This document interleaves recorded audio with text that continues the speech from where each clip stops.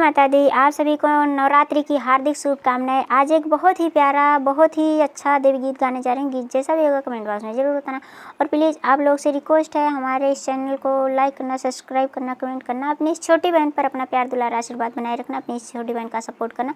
Please आप लोग से रिक्वेस्ट है, गीत को फुल वॉच करके सुनना, सपोर्ट करना। पूरब नगरिया से चलेली भगवती की हाथ ले है ना, माई सोने के पिजड़वा हाथ ले है ना, देवी सोने के पिजड़वा हाथ ले है ना। एक बन गईली दूसरे बनवा गईली हो, एक बन गईली दूसरे बनवा गईली हो, दूसरे बनवा गईली, दूसरे बनवा गईली, तीसरे बनवाना मैया करथी रुदनवा, तीसरे बनवाना देवी करथी रुदनवा, तीसरे बनवाना।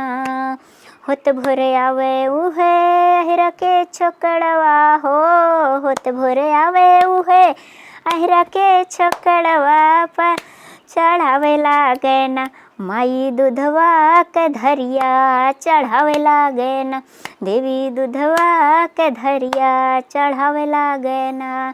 पूर्वा नगरिया से चलेली भगवती हाथ ले है ना, माई सोने के पिजड़वा हाथ ले है ना, देवी सोने के पिजड़वा हाथ ले है ना।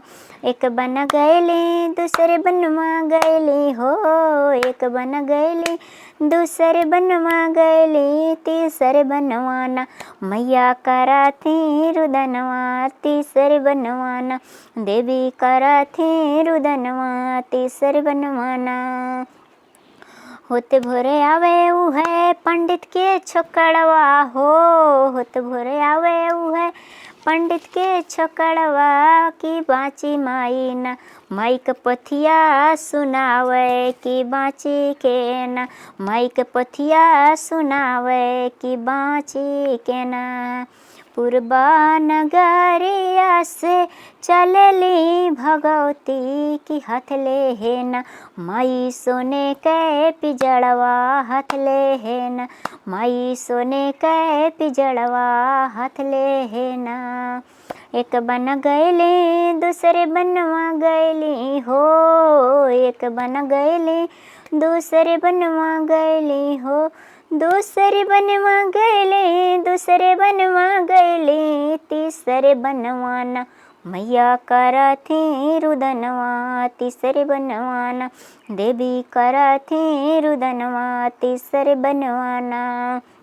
होत भोरे आवे उहे माली के छोकड़वा हो, होत भोरे आवे उहे माली के छोकड़वा पहनावे लागे ना, माई गाछी के हरवा पहनावे लागे ना, माई फूलवा के हरवा पहनावे लागे ना।